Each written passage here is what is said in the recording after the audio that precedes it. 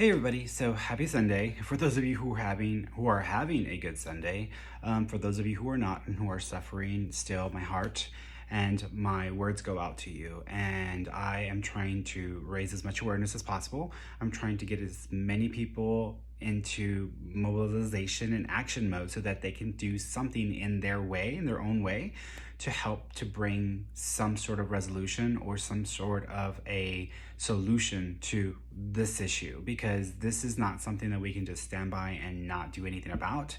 Enough is enough. We need to fix this problem. And I want to share with you some possible solutions that might help with the situation. Now, obviously, I'm not expecting someone to say, hey, Ferny, can you come and fix these problems? I'm not one to tell anybody in the government how to do their jobs, but these are just some ideas. And if those of you who are listening to me or those of you who watch this video, if you think these are great ideas, share them. I don't care. You don't have to give me credit. Just share them, because this might help to bring a solution to this so that we can start to make changes that could potentially keep this from getting worse. And we can make changes that can help us to come together and cooperate to function and to fix the broken system. Some of you are not going to agree with me. Some of you are not going to align with these ideas. That's okay. You don't have to. I'm trying to bring solutions to the problem. And if you have better ideas or better solutions, bring them, and let's send these to the people who have the ability to make the biggest difference. In this case, our supposed leaders in office have the power to help make this better. And I have always been someone who is a mediator, someone who tries to make try to fix issues, try to solve a problem. And I think that right now there is so much going on that people are getting lost in the shuffle of events and they're not staying focused on what the problem is. It's almost like right now, and this is very clear, the cancer in our system is the systemic racism against Black Americans. It does expand into all of the other races. It expands to Mexican Americans, to Asian Americans, to other Americans who are of different nationality, Indian Americans. It extends everywhere, goes everywhere. But the most obvious and directed racist experiences are happening with our Black American brothers and sisters. And so we need to start there. And a lot of people are just watching what's going on TV. They are watching what's going on social media, and they are getting caught up in issues that are not they are not priorities. We have to look at what the priority is. The priority is, that's the priority. The systemic racism that is affecting the Black community, that is the priority here. So I am afforded the ability to not have to worry about the things that a lot of my Black brothers and sisters have to worry about because of my privilege. Because even though I am Mexican American heritage, I look white. I can pass for someone as a white person going down the street or walking in the store or whatever. I don't have to worry about being killed by a police officer. I don't have to deal with that kind of trauma that has been there for generations. So we must address that is the issue here. There are other things going on, but that's the primary issue. So we have to acknowledge that. And so I think the number one thing that we need to do to help make this situation better and to de-escalate the violence and the destruction that is happening is to acknowledge the issue. And the issue is the systemic racism of Black people in this country and the extent of police brutality and how it has been unchecked, and it continues to be unchecked, and there is nothing in play to fix it. That is the issue. You can add a bunch of other things to it, but that is the primary issue, and it needs to be acknowledged. It's already been acknowledged by people who are suffering, people who are directly impacted, but everybody else who is not directly impacted, those of you who are white and have never had to deal with race issues, those of you who are in positions of power or in positions of political power who have never really been directly affected by these kinds of scenarios, you are going to matter in all of this. You are going to be part of this. This isn't just some people can be a part of this and some people can't. You can't afford to sit this one out. You can't afford to get your restroom pass and then go and then pretend like this isn't something that you have to be directly affected by or that you are going to need to be involved in just because you're sitting comfortably in your chair or you're on social media and you're seeing everything from a distance. I'm all the way up in New Mexico, but this still affects me because this is affecting my human family, my human community, and it is affecting it in a way where I have an opportunity to say something about it. And even if I say one thing that changes one person's mind, that gets them to take an action that could lead to a solution,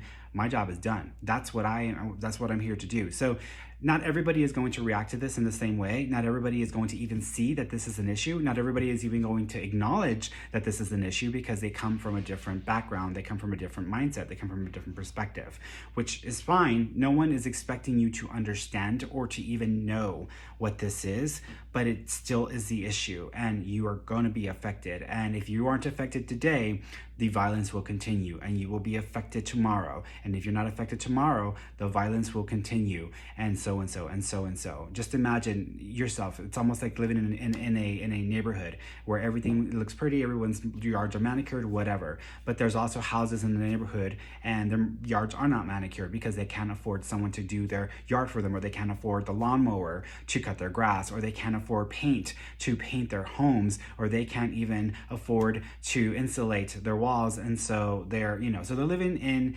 conditions that are not fair versus others in the neighborhood who it's easier because they have the funds, they have the resources, they have the opportunities to be able to do those things. And so if you're not going to be a neighbor and go and offer something that can maybe make their suffering a little bit less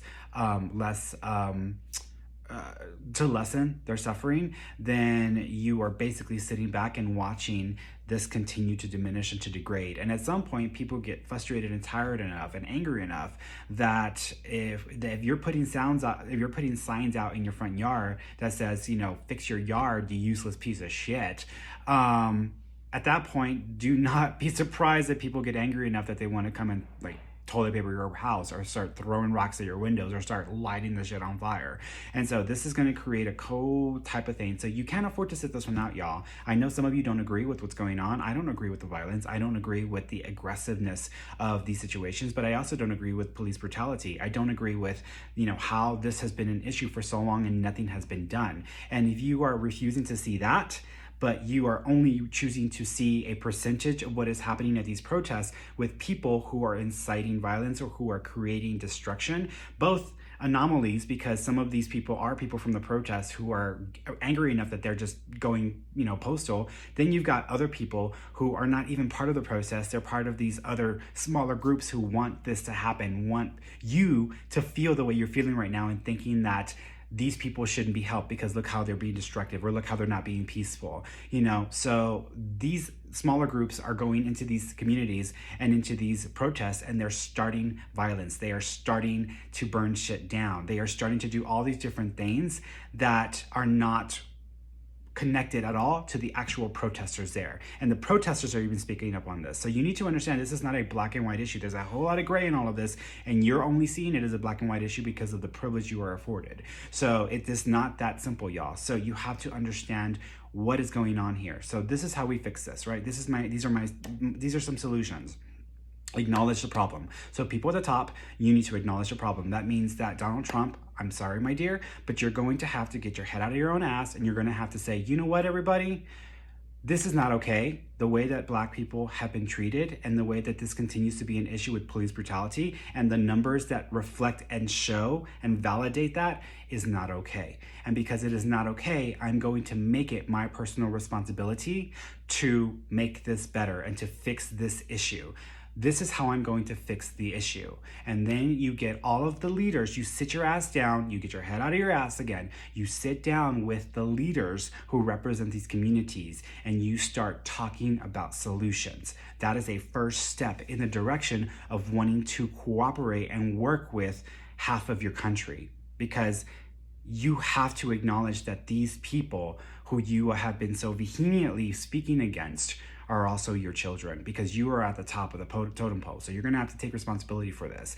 This includes that everybody else who is a leader in their community needs to take responsibility and own this as part of their issue as well, because if it affects their community, if they are being affected by it, then they are responsible for it. So you have to take ownership of the problem. You can't just toss it to someone else or decide you're going to go in gain guns blaring. So that's the first step. Sit down with the leaders and have it all on tape, have it all in front of the cameras. Let everybody see this, because you need to show that you're willing to work with those who have been affected directly, and the people who they represent. You have to show that you're willing to talk to these people so that you can come up with solutions that everybody can get on board with. Not everybody will agree with, not everybody will be happy about, but everybody can get on board with, to bring the violence down, to bring peace into the situation. You have to offer peace as a solution, and not guns, not violence. So acknowledge the problem. The second part of this is stop focusing on distracting issues. And I think that a lot of people are getting caught up in distracting issues that have nothing to do with the problem. The problem is the systemic racism that is affecting our system of government, specifically the law enforcement agencies of this country. That is the problem. Not using your social media because you don't want to say something, or you don't want to get caught up in the verbal war that's going on online. That is not the issue. Not condoning the violence that is occurring, because you are a person, you want to be from a place of peace, or you want to be from a place of love. That is not the issue. Not siding with some of the policies because of this party or that party or whatever party. That is not the issue. Not wanting to do anything to support the people who are suffering because you don't agree with the tactics that are occurring, or how you're perceiving the situation that is happening at these protests. That is not the issue. The issue is simple, and the number one issue is the systemic racism and how it is happening with police brutality and so forth. So that's the issue. So all of these side issues that everybody's getting caught up on, great, whatever, it's not going to help anything. It's not going to do anything to help anybody do anything. All it's going to do is keep causing more division, keep causing more people to fight against each other. And in order for this to be solved, it can't be an idea of let's burn the whole shit down and then walk away and start again. No, like when you buy a house, if the house is, broken down, or the house needs a lot of repair, a lot of work, but more or less it's still functional, you don't go and you just say, I don't have money, and I don't really have the resources right now, and I kind of need a place to live. I kind of don't want to live on the street, but fuck it, I'm just going to burn the house down. Like, that's not the mindset we should have about this, people. So burning the whole system down, burning everything down is not the way to fix this. In fact, it's only going to make things worse.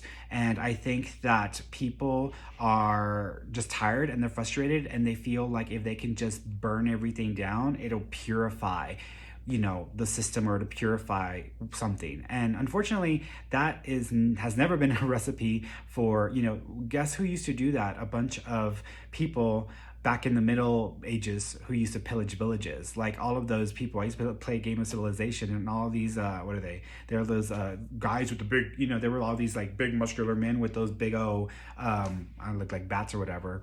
And they would go pillage villages, and they would just take whatever they wanted, and then they burn the whole shit down, because they wanted to dominate, and they wanted themselves to be the primary, thing. That's not a strategy that works, y'all. That is a strategy that only creates more division, and it may actually bring about war. Not only that, but there are people and groups who are trying to bring about a war, a civil war, a race war, a privilege war. And I think that it's important that we understand that if we go down that road, it's just going to get worse and worse and worse. So we need to stop with the mentality that we need to burn our house down, because it is still our house. Just because you did not choose to come to this country of your own accord, and and the generations of people who have suffered for you to exist, and you are here, doesn't mean that this is any less your home than the Native Americans or the settlers who came in and started, taking over and trying to dominate. No, this is all our home. At this point, this is all our home. We all live in the same building. We're on the same apartment complex. We can't afford to burn this shit down. This is all our home now at this point. So instead of us starting to starting to think that we don't belong here or that this is not our home. We need to own it. We need to own this home, because in order for us to turn it around, we're going to have to take ownership of this country as a whole, as our separate pieces. You know, this country belongs to me because I am here. I am here. This is my country. This is your country, and every one of us own this country now, including everyone who has been disparaged. So we have to own this home, and we have to take ownership, and that means that we have to assert our influence and our power in the most effective way possible. And it is not burning the place down, because that in fact will cause all of us to lose in the end. So that's the way that I see it. Okay, so taking ownership, acknowledging the problem, stop focusing on distracting issues, stay focused on the issue. It's funny because it's like an argument. When you're having an argument with somebody, you know, you'll be trying to make your point, they'll be trying to make your point, it gets heated or whatever, and then all of a sudden we get caught up in these side arguments, and then we never even make our point, and we never get nowhere with the conversation. It's the same thing that's happening right now. We need to stay focused on the topic at hand. There are times where I'm arguing with my partner, and he goes off on a tangent somewhere else that has nothing to do with what we were specifically arguing about, and I just have to stop and just completely not even acknowledge any of that, because I have to stay focused on the topic and the issue that needs to be resolved. So I will just simply bypass that, or just put that, side table that for right now. Okay, let's come back. Let's come back to the issue. We need to start allowing for collaborative efforts for those who support the system that does help us, that does work for us, which means we need to start respecting the freedoms that people have. Everyone who is protesting has the 100% right to do so. This has been afforded to us by the system of government, by the laws that we have in place. To diminish that right and to even criminalize it is just reinforcing the disparagement. It's reinforcing the disenfranchisement. You know what I'm saying? It just takes that away. And so we need to honor what is in place that gives us power. And so, Mr. Trump, you're gonna have to acknowledge that these people have a right to protest, and you should actually be supporting their right to protest, but while also condemning the violence and all of the stuff that is going on here. So you must honor the process, but also set limits to the process that are within the law. If you can't do that, you're gonna lose your position of influence and power, and no one's gonna listen to you. So you're gonna have to get on board with the personal freedoms train, because right now the train is off the handles, it's off the rails, and we're not getting anywhere with it. So you're gonna have to respect the fact that we all have freedoms, we all have rights, and we have every right to say whatever we want to say. And you must treat it as equally in the eyes of the public. I don't care what you believe behind the scenes, because God knows you have your own opinions, and they're pretty obvious by now. But in public, as a show of faith and as a show of consistency of messaging, you must respect the freedoms and the rights that we have as citizens, and especially the rights that the Black community and the Black Americans of this country have as citizens. And you must give that freedom, you must give those people enough, you must give them enough affirmation about you respecting that, as you have given those who you have previously supported, who obviously do not support the rest of the country in this way. Those who have very specific targeted messages around racism, around the disenfranchisement of the people. So you need to step on the same plane and level that field. Now, this is where it gets even more complicated, because this is where it's going to take a lot more cooperation, but that's what we need. We need cooperation amongst our own. You're going to need to meet with all of the community leaders and all of the representatives, both within the protesting community and also within the government systems, because Right now, the people who are protesting, they don't even trust, and they're kind of pissed off at the elected officials because enough hasn't been done, and it's gotten out of control, and they're still dying. And so you're going to have to incorporate the elected representatives and the community leaders of all of these territories, including those who have been directly impacted, meaning the families of those who have been murdered. You're going to have to include them in a negotiation. So sit down with them at a negotiating table, because they have the right to ask for help and to receive it from you, because this is your house. You're the landlord, and you are letting shit get by that needs to be addressed. So you need to sit down, and you need to sit down with these community leaders, and you need to ask them to help you to work on a solution that will benefit all parties who are being affected. What this is going to do is this is going to require, in my opinion, a third-party independent organization of accountability, which means essentially there would be an initiative to create a third-party organization that acts independently of the federal system and of the local criminal or local criminal justice or local law enforcement system. This organization, third-party organization, is an assessment and procedure policy organization, which means their sole intent is to ensure that all American citizens, especially the Black community, are being treated with the civility, with the respect, and that their rights as citizens is not being infringed. Not only would this benefit the Black community, this also would actually affect and improve the view of the government in the eyes of the people, because the people don't trust the government anymore. And although you may have your followers, you have a lot of people who also question whether you were actually part of the people who are trying to shake things up, or in the deep state and all this other stuff, or if you're part of the problem. So you even got people in your camp who just are not even sure who and what you are, and if you're actually a double agent. So again, you need to improve the public understanding and relationship with law enforcement and with the government. And the only way to do that is to create the people's initiative. You need to create the people's cause, and that needs to begin like ASAP, because and it needs to be funded by both states and by the federal government. And so with these representatives coming together, they're going to come up with policies and procedures that will enforce and protect the citizens of this country and ensure that there is not a racial bias occurring within all levels and all areas of law enforcement across the country.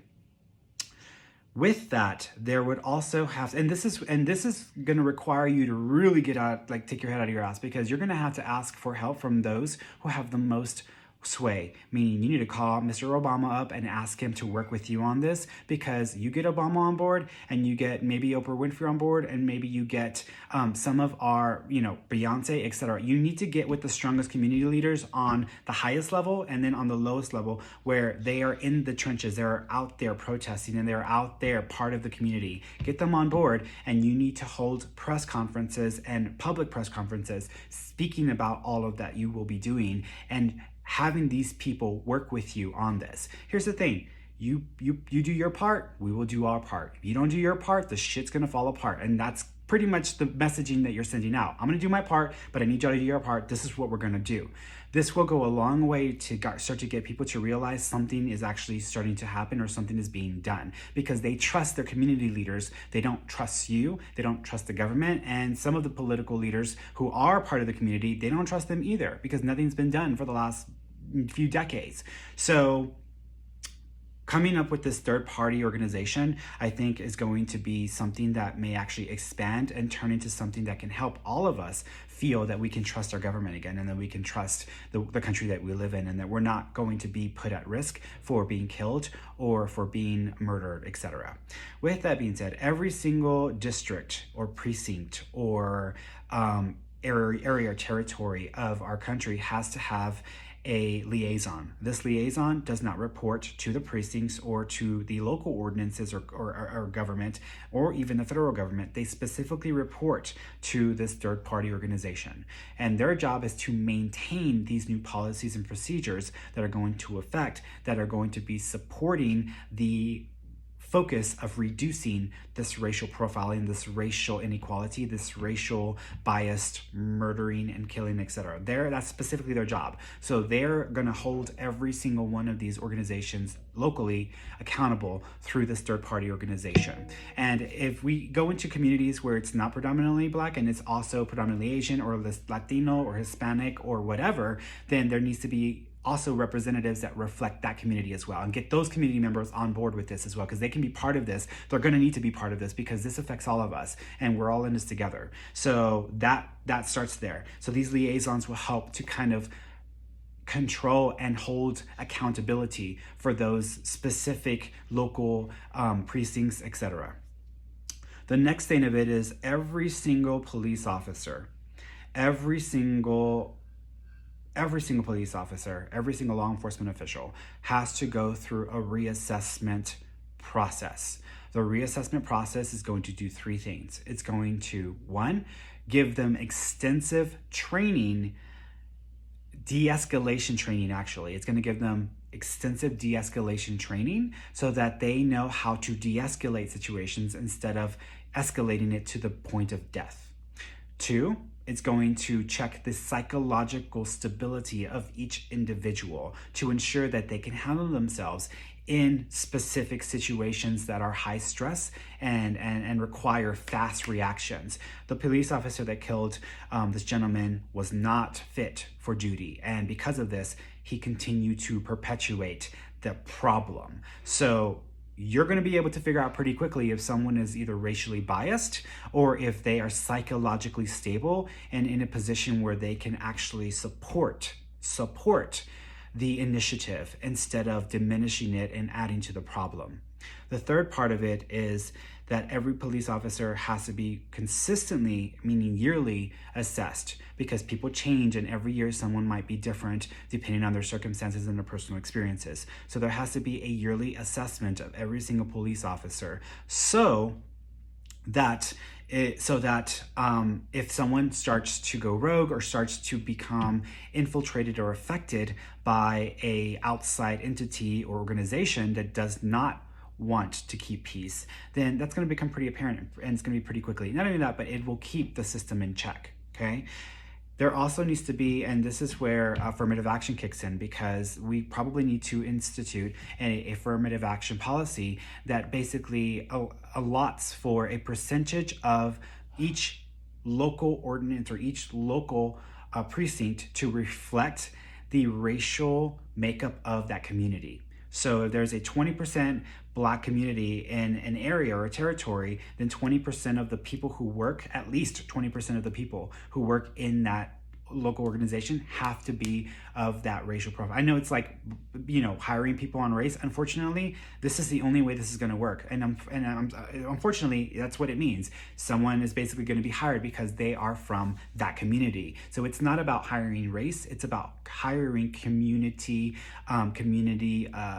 members. And that's what that's about. And so if it's a Hispanic community, get those Hispanic community members on board. If it's an Asian community members on board. But there has to be a percentage that is reflected within the community so that there's some sort of idea that there's going to be a proper understanding or a proper reflection of the community. Because if we don't see ourselves in the government and we don't see ourselves in the leaders of our community, if we don't see ourselves in the law enforcement agencies that are meant to protect us, then we're not going to buy in to the system. So the assessment has to happen yearly, and there has to be a mandatory assessment of every single officer in any and every law enforcement agency, including the captains. And I think the captains have to go through an additional training period, because they need to be assessed if they are racially biased or not, because we do not need people who are going to be running the show to be hiring or to be bringing people on that reflect that ideology. And unfortunately, racism is an ideology that is unacceptable. So we need to actually engage and bring in an anti-racist ideology. And you may not be in agreement with that, but that's the only way we're going to stop people from rioting and from creating violence and from beginning to become tired and frustrated where they're going to want to do this again. That's it. I mean, that's pretty much my ideas. Those are pretty much the ideas of what I think would work. And so if we put these systems into place, I think there's enough there to do a few things, not only stop what is happening right now, but also begin to re-empower the public in a way where they can start to trust the government again, where they can start to trust that there's some sort of organization in their corner, and also that we can start to have a better relationship with law enforcement officials, because there's a lot of officers out there who are amazing officers. There's a lot of people in public service who are amazing. There's a lot of captains who are out there who are amazing officers. And I wouldn't be surprised if within the next few weeks, we are going to start to see people in law enforcement and people in the military start to flip sides or start to basically drop their swords and join the fight or join the protesting. And that may actually help to stabilize and to slow the violence and to stabilize the need and the desire for violence and for aggression. It may help to stabilize the protesting events by allowing officers and military officers to join the fight or to be a part of the protesting, to exemplify American attitudes with the idea that we have freedom of speech, that we have freedom of protest, that we have freedom of assembly, all of that.